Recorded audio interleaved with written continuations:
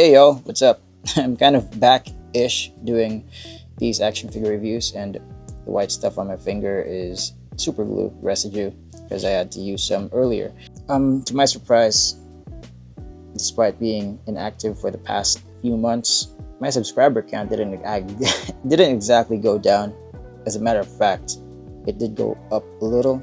I'm just glad it didn't diminish, probably due to, a lot of people being unaware that they're still subscribed to my channel. But regardless, yeah, I'll try to be as consistent as I possibly can, post maybe once or twice a week.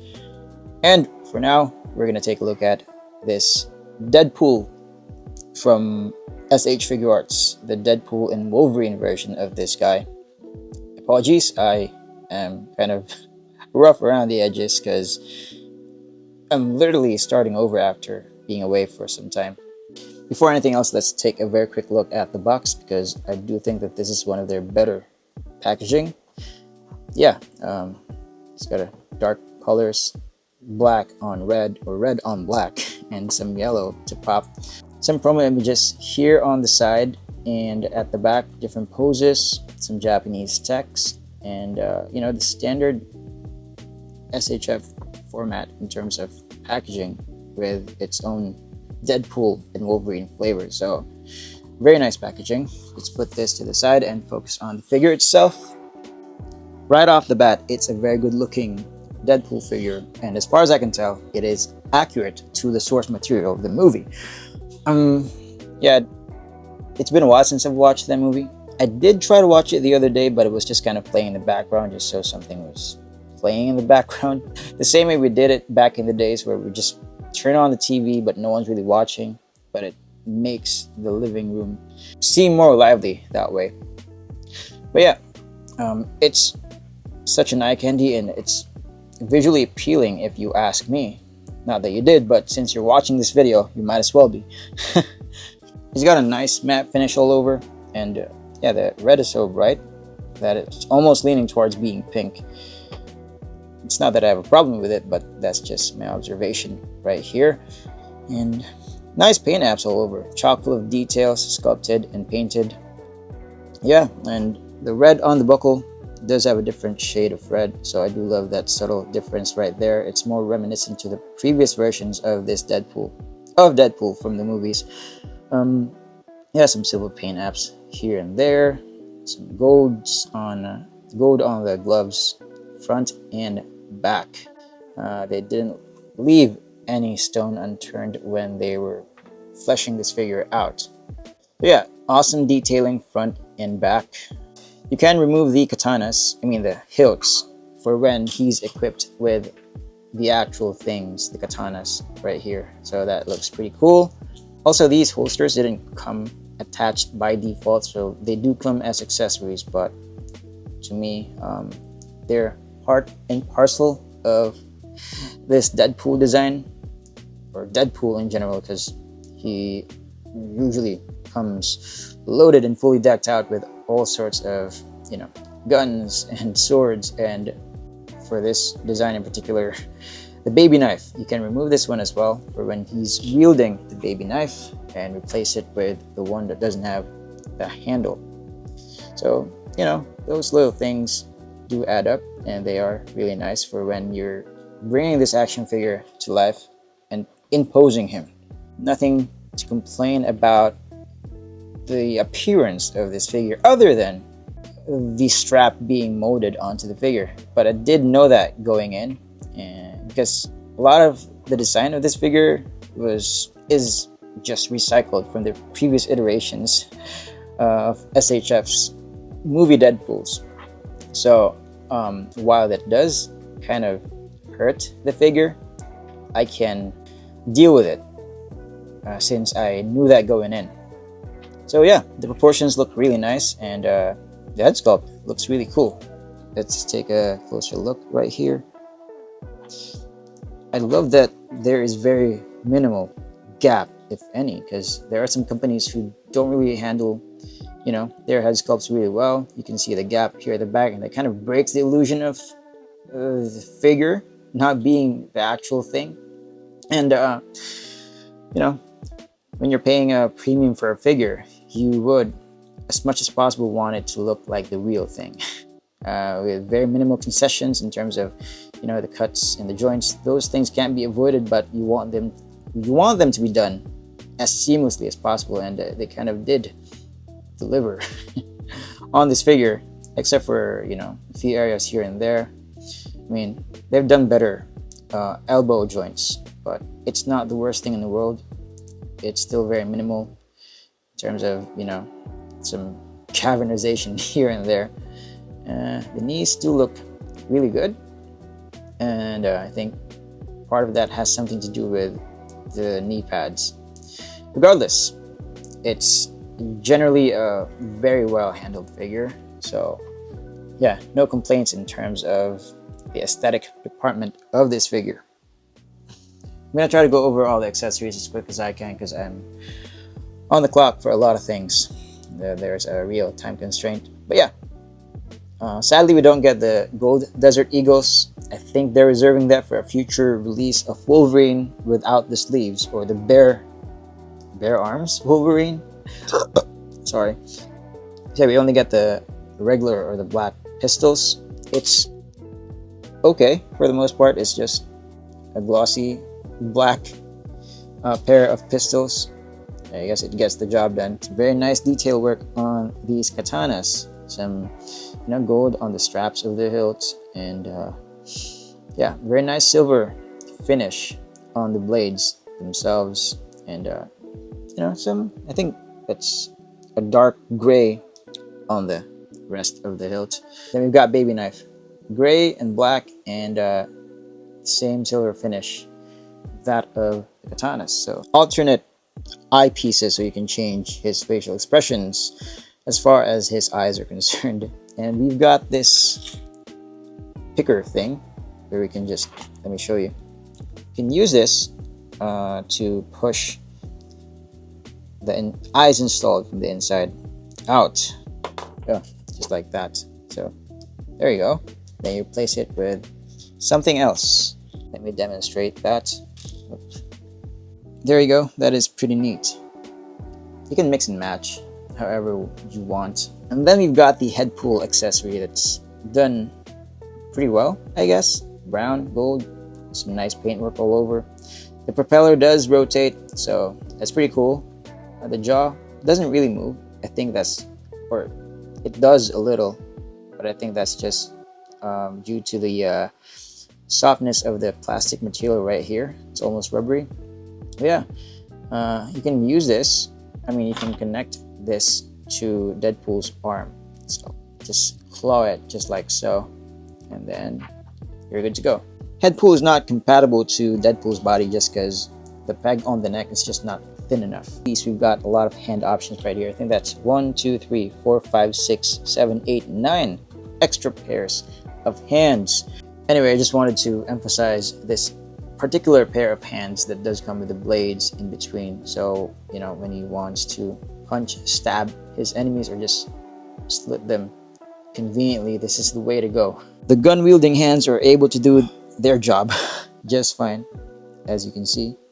The same can be said for the katana holding hands, and I did put his guns in the holsters and the hilts back in place just to give him a more complete look. And I also used the hands with the blades just to make him look more cool or cooler. There's a bit of gappage right there, but it's not a deal breaker. You can kind of just finagle it just so you can hide that gap, but it works really fine. And no visible gaps, I guess, between the head and the neck and the upper neck itself. Oh gosh, I'm having a hard time speaking, but yeah, you know what, let's just remove this because they're gonna pop off anyway. Yeah, side to side movement, good range going left and right, and you know, going all around.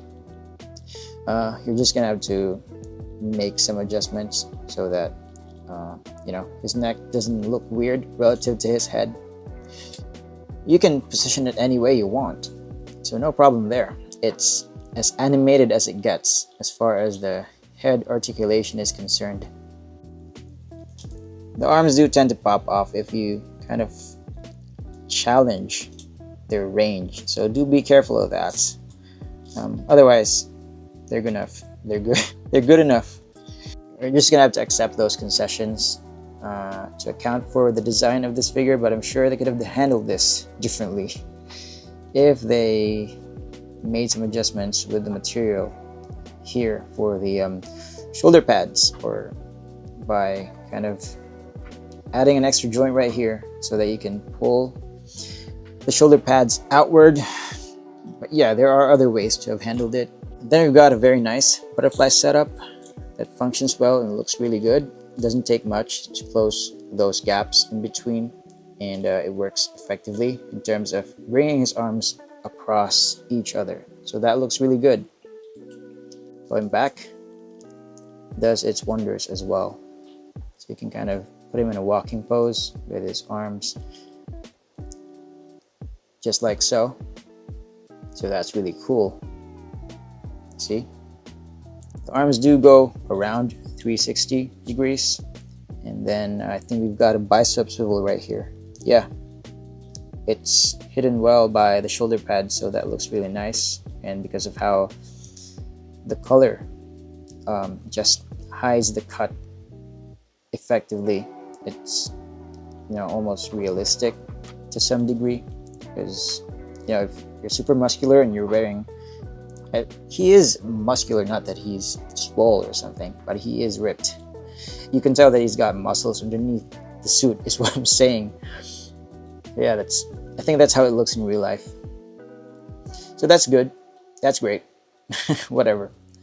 And then a good enough elbow joint to give him good range, bending his elbows. And yeah, we've got these wrist joints, wrist balls, wrist ball pegs. And you can kind of move it all around just like that. So yeah, very good articulation setup so far. You got a good enough crunch forward. Not as far as I want it to go, but it will have to do. It's way better than McFarlane, of course, but it is significantly more expensive than McFarlane Toys figures. So that is to be expected, and more. But that's all we get. So it's not impressive by any stretch of the imagination. Going back, it's surprisingly more minimal than it does go forward. So it kind of sucks, but I can live with it. Bit of rotation here, yeah, on the upper torso, and some rotation on the lower torso piece, lower torso connection. But it tends to recoil, I guess. So very minimal movement as far as rotating the body is concerned. But there is enough movement going on for you to put him in a, you know, an intimidating walking pose. Normally these would look like weird segments, but it does work on this character design. You know, the cuts do flow well with the creases, but do they go out far enough? I guess that's good enough. It's not a perfect split, but it will do, I guess. Then we've got this thigh swivel right here. Very minimal movement as well. But we do have a thigh cut that does make up for the lack of rotation here at the upper joint for the thighs. The knee joints, everything's just falling over. But that's kind of how it goes for SHF designs with, you know, lots of pouches and holsters. And normally you're gonna have to pose the figure first, and then you just put everything that fell apart after you've posed the figure. So yeah, okay, the knees do bend far enough. It doesn't really allow him to kick his own ass, but you don't really need to do that. We don't have a boot cut, but that's just to be expected for an SHF. It would be weird for an SHF to have a boot cut because of everything that already kind of does a better job than a boot cut would. Very minimal movement on the ankle joint because These leg pieces kind of get in the way. Yeah, they're kind of stiff material, so there's not a lot of give right there, but that will have to do, and that will definitely suffice for my purposes, because I will, just end up displaying this in some corner of my display that's currently in disarray. Or you might as well just be resting inside his coffin, aka the box, the action figure box. I don't know what I'm saying anymore. We've got this very nice toe joint. It doesn't offer the most range, but it does its job really well. It's not loose, it's not tight, it's just in between, and it moves really well. Very nice sculpting under his boots, or the outsole of his boots. So yeah, that pretty much wraps up the articulation segment of this cool Deadpool action figure. Obviously, the SHF is a much more shrunken figure compared to Mafex, just because Mafex is, I would say, true 1/12 scale. SHF does its own thing, and it's anywhere between 5 to 6 inches depending on the character design. So here's my ruler, and he does stand at about 5 3/4 of an inch. In centimeters, that would be about 14 and a half, barely. So that does confirm our statement that SHF does have its own much smaller scale compared to Mafex. And then here's the Mafex Ben Reilly Scarlet Spider, and on his other side would be, was it the Superior Octopus Spider-Man? I can't remember anymore, but yeah, that's Doc Ock in a Spider-Man costume. One of Hasbro's better releases so far, not just in terms of being a Spider-Man release, but most definitely in general, Spider-Man is one of Deadpool's inspirations as far as character design. It's kind of an amalgamation between Slade Wilson, aka Deathstroke, and Spider-Man.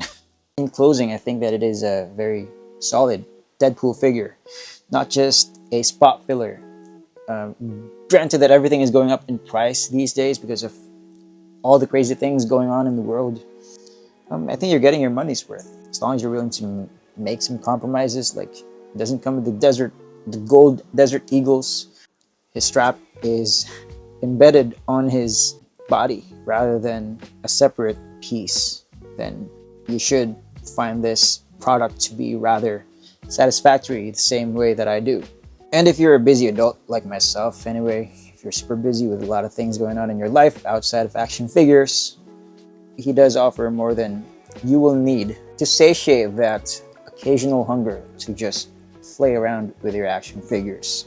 Plenty of accessories, especially with the hands, and you get very cool swords and some good enough pistols and other nuanced accessories like the bladed hands, bladed fists, plus a very cute baby knife. Then yeah, you are solid. Let me just take a moment to show off this very nice RX-78-2 Funko. So, relative to it being a Funko, it looks pretty cool. And here's another figure that I will be reviewing, I guess, at least 2 videos, or 2 videos down the road for the most part, because I might do something else after this, or tackle a different figure prior to Batman, the Rebel Tech that you see before you. Anyway, I'm just rambling because it's, I think, 4 a.m. here. Let me verify. Yeah, it's 4:07 a.m. guys, and I've been up since the a.m. yesterday. I hope you can forgive me for my verbal inconsistencies and slurs, just because, I'm not exactly optimal right now, but I'm doing this anyway, just to kind of, pick up where I left off and to let you guys know that I'm still alive and trying to survive and definitely trying to thrive and just be creative in every chance that I get. I don't really have a lot of new stuff coming in just because I've tapered in terms of pre-ordering. I'm trying to be intentional in the name of sustainability and longevity, and to not totally burn a hole in my wallet, my metaphorical wallet. You know, I'm just trying to strike a balance between things because a lot of crazy things are going on in the world and in my life. And yeah, I'm trying to make this as fun and as sustainable as possible because I'm still recovering from some burnout and some other things. I've got a mini fan right there on my desk for my sweaty palms. So till next time, peace.